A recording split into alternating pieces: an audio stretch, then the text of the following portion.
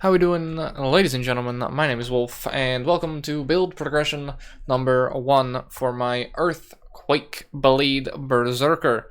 I'm going to show you a bit of gameplay for the character. Well, I'm going to do a bit of gameplay. We're going to do a Blood Aqueducts run in just a minute. There's a bunch of people in the Blood Aqueducts, like pre-zone, Highgate, with all their MTX on right now, because we're starting at the start of the league and all that sort of stuff. And it's a bit cancer FPS-wise, but I just wanted to kind of give you a little early showcase of the character, talk about how it goes. Character is fantastic, I'll be honest with you. I didn't level it as Earthquake. I played as Earthshatter for leveling. For the reason being is I have this sort of idea and mentality that if you don't play your skill, you're going to play at endgame, then you actually get more longevity out of the character that you're going to play, because the skill stays fresher longer. Let's put it that way. I don't even know what that is. Cool. Item. I'll deal with that later. While I'm recording a video, it decides to drop cool stuff. Pog. But we get a ton of AoE through the new modifiers. You see Fist of War popping off there, which has its nice little modifier on it every now and then. I'll show you. Right there. With higher attack speed, it doesn't look as cool, but still. We have 65 rage thanks to the new changes, and I'm actually using Warbringer, something I didn't expect to be saying, because they buffed it, and they didn't sneak it into the patch notes at all. So I'll cover that in the skill tree section, of course. And I do want to do a quick thing of saying that this is going to be a longer ongoing series than my other characters, because this is my planned one character for the league. I may end up making a second one later on if I end up, you know, getting a bunch done on this character and wanting to do something else, right? Then maybe I make something else. But this is a character with a well-built build, and all the gear in my path of building is very, very, like, chase. So building this character and gearing this character is going to take a pretty long time. So we're going to be onwards and upwards for this fella, basically, and I have a couple of video plans already. You may have already seen one, being my endgame guide to everything. That's probably come up before this, provided I'm on time with my content. And yeah, this sort of series will probably fill the Monday slot, because I want to try and do a couple of pieces of content. I'm limiting myself to about 3 videos a week. I'll do one more run for you to showcase, so I don't end up burning out too much, and I have time to make the videos actually quality content rather than stressing about having something every single day, because I found that to be an issue myself beforehand, of needing everything all the time, which isn't really how YouTube works anymore nowadays. Some people are able to put out one video every month and somehow sustain themselves, but not what you came here for. You came here for gameplay. Gameplay is incredibly satisfying. I genuinely recommend the build. If you are playing alongside me with the League Starter, do feel free to pop into my Twitch stream. I'm streaming this character currently every Thursday through Sunday. That is when I'm going to be playing generally past League Start. League Start, I'm playing relatively as often as possible for the first week or so.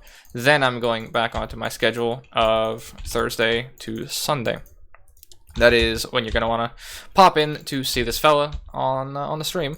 Alternatively, you can look for the streaming video on YouTube. Westorb, nice. That's really useful for me right now. Or you can join my Discord in the description if you want to ask me any questions about said character. Grab ourselves a Sundering Axe, because that's the base we're using, so more ability to craft. Always nice, even though mine's quite good right now. Due to Harvest League, the league I'm currently playing in, we have access to some nutty weapons. So I'll show you the one that I'm wielding in just a second. But it has 386 top-end damage. It's quite good. Needless to say, I've made weapons while leveling that are better than weapons I've mapped with.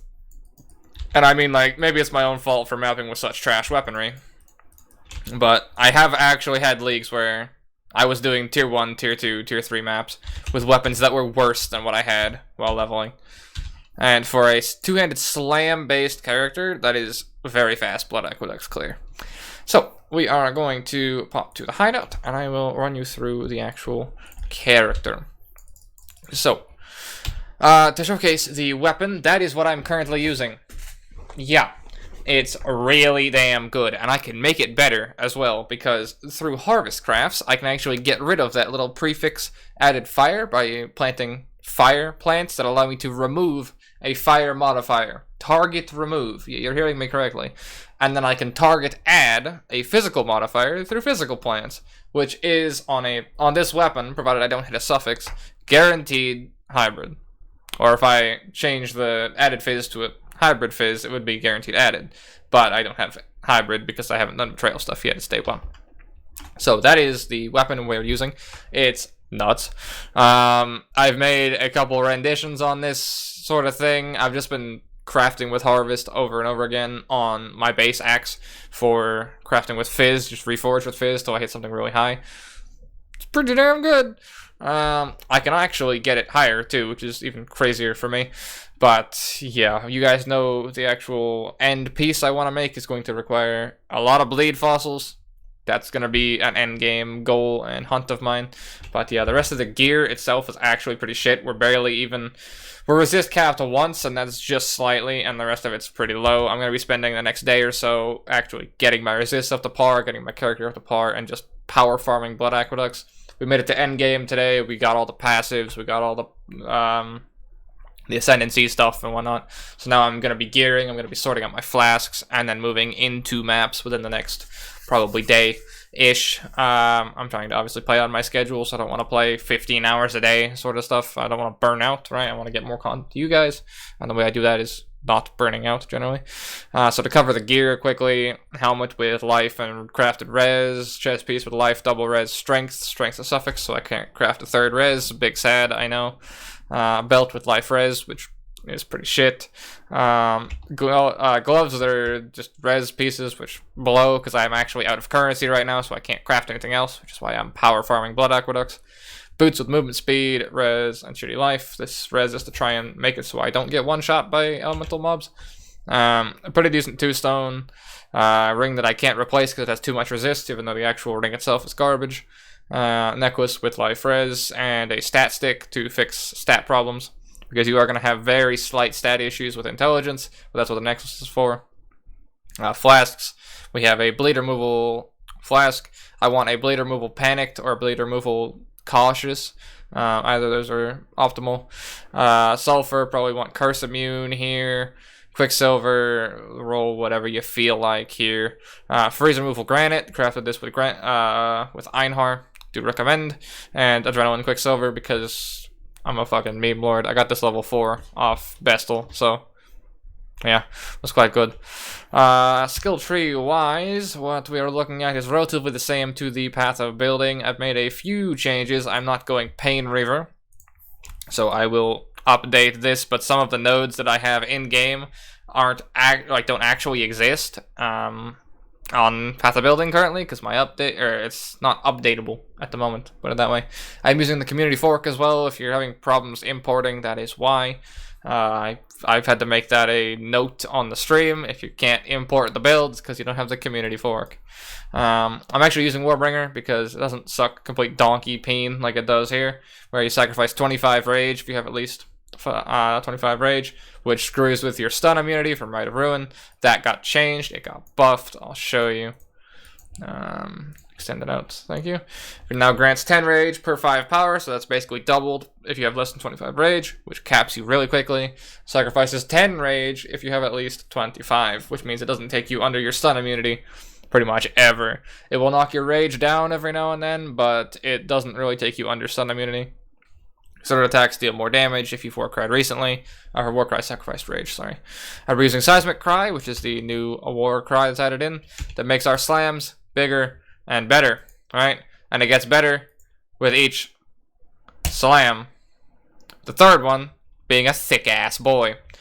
So, we're also using Blood and Sand. We're alternating between stances if you want to boss or AoE. If you're farming, use Sand stance for just better farming. If you're mapping and doing bosses and higher tier stuff, use Blood stance. You get the fucking basic gist of it. We got Pride, Herald of Purity. Herald of Purity is now a more multiplier. I'm still torn on if I want to run this or if I want to run the banner, because the banner is actually a nice damage increase. But the Herald of Purity patch, or like the update, isn't in Path of Building, so I don't know the numbers on it. So we shall see. And I can't run both because then I have 14 mana left, and it's not exactly a good look.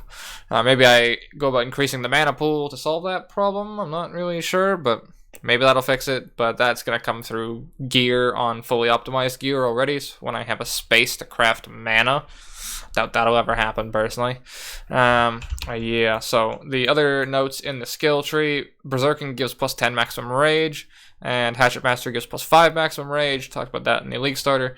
But the notable ones is Close Combat, which makes it so Warcries cannot exert travel skills, because Leap Slam is classed as a slam. I don't know where it is, but it's classed as a slam skill, which means it will consume one of your exerts. It doesn't right now because I took the node. Alright, simple enough. So this one pointer you need to make this playstyle feel more fluid, or else you're going to be consuming exerts on Leap Sam while you're hopping around, which feels bad when you're 120% more AoE and 120% more area of 120% more damage and 120% more AoE are consumed by your Leap Slam rather than your Earthquake. Feels bad, man. Yeah. Take this one node, avoid that. Save yourself 120% everything across the board. The other thing to note is Measured Fury, which Warcries exert 1 additional attack. Still considering if this is worthwhile, we will see. I mean, obviously, damage-wise, it's really good. I don't know if a Seismic Cry scales up to be 160, or if it gives you another 120 slam. Either way, it's pretty good. I'm still trying to play off of how it feels and see how it times out. With good attack speed, I want to have enough exerts that I don't want to re-Warcry before burning through all of them, as otherwise it'd be kind of awkward. It wouldn't feel that intuitive. But I also want enough exerts that while the Warcry is ticking through the cooldown, I can still just keep slamming and getting bonus damage. So I don't want to overwrite with too many Warcries to waste exerts, but I want to have enough exerts with my attack speed cutoffs that I'm not, I'm able to keep up maximum damage all the time. So I'll get back to you on Measured Fury with attack speed cutoffs and whatnot. Moving towards the large dual socket, and yeah, we grabbed Slaughter for Onslaught early, passed through here, and then took out these 4 after I came all the way and cut back around. Got bleed modifiers, got life, that sort of stuff. Gonna use small cluster jewels in here to get fertile, to get a bunch of max life. Should solve that issue. This is my Ascendancy Path because we're going Warbringer first and then Crave Rite of Ruin. We can sustain Rite of Ruin quite easily currently, and it gives you stun immunity as well. Link setups, Cast Wind Stone Golem, Earthquake, Fist of War, Chance to Bleed, Ruthless. Fist of War, Ruthless gives you an insane bleed if it goes off together, which decimates basically everything. Chance to Bleed gives you a ton of added fizz with weapons, which is really good for leveling because they took all the added fizz away on all of your main skills and on Earthquake, so this makes leveling that little bit smoother and gives you your bleed chance. The rest of it is Seismic Cry, Herald of Purity, Pride, Vol Ancestral Warchief. Drop the Vol Warchief on bosses. I keep forgetting to, so we'll see. Leap Slam, Fortify faster. Yeah. Don't have a curse right now. Could use Leap Slam Curse. Probably going to eventually. Might put it in the chest piece or in the weapon. We'll see. Blood and Sand, Blood Rage, Steel Skin. Might do Cast Wind, Blood Rage because I find myself forgetting a lot. So I might do level 1 Cast Wind, Blood Rage just to solve that issue because I'm a forgetful boy and new melee is basically the keybindy boy because I have a lot of binds to track now. She's a little bit awkward and not that intuitive for those of you who aren't well versed in playing melee. You have a lot of stuff to deal with. Other than that, Pantheons, I forgot they existed until now, so I have no idea what I'm running. Run whatever you feel like. I'll look through them later and optimize, but I haven't gone and dealt with them myself yet. Other than that, how's it clearing content? Quite well. I was able to do tier 1 maps without actually sitting down and gearing, and I was doing tier 1 maps without this weapon. I was doing the tier 1 maps with the weapon about half as strong as this thing. So we can probably, damage-wise, clear to tier 4, tier 5-ish currently, without any real investment. No real AoE investment in the tree just yet. We're starting to get there slowly, and we're blowing up a whole screen. So if we were to do Earthquake with, say, game, why you crash? with say Amplify and the AoE node like up here, say you were able to anoint blast radius, you picked up this, your AoE would start to look really good. We are scaling bleed, keep that in mind, so my Path of Building is going to be a lot higher DPS than my tooltip, because the tooltip shows you like the initial hit damage, not even the aftershock damage, because we're scaling aftershock bleed. Keep that in mind. So if your first hit isn't enough to kill mobs and later on, and then the aftershock goes off and bleeds everything to death, that's what we're scaling. That's what the damage is from. So yeah, that's pretty much everything. I don't think I missed anything. I covered most of the stuff. I grabbed one jewel socket because I got a really well-rolled jewel here. Just a bunch of flat damage. I don't know how well this actually scales with bleed, but I was using it for leveling. Might drop that point depending if I get better jewels and whatnot. Grab the one little point for intelligence to solve leveling issues, and the life and mana leech to solve your mana problems as early as humanly possible. Other than that, grab all the life once you get to blood aqueducts and start gearing. We're looking at 4K with dog shit gear. Most of my gear has decent life rolls. Okay, some of it has decent life rolls. 3 out of like 10. As my angry doggo downstairs are decent. This is 50-50, this is 50-50, this doesn't have good life, this doesn't either, neither does this. So we're still missing about 100 and some change life, and we're also missing scaling up to level 85, which is 14 levels worth of base strength and base HP, which ends up giving us more HP, so probably about 4.5 on really bad gear. Combine that with the potential for fertile jewels, which comes from small cluster jewels, which I'll be farming rather hard across the next little bit in an attempt to get as many of those as I can, because I found that they're actually really good.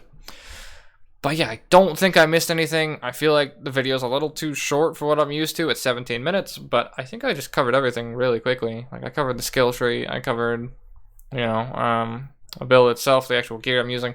Path of Building is the exact same, aside from obviously what I talked about in here. So if you want to look at the Path of Building, that'll be in the description. I'm not going to really go over it because you probably saw the League Starter video. But yeah, that is the character. It is damn good, and I will update you as we make significant gear progressions or later into the game. So if I start doing mapping and start making some good progress there, I will update you yet again on the character's gear and general progress.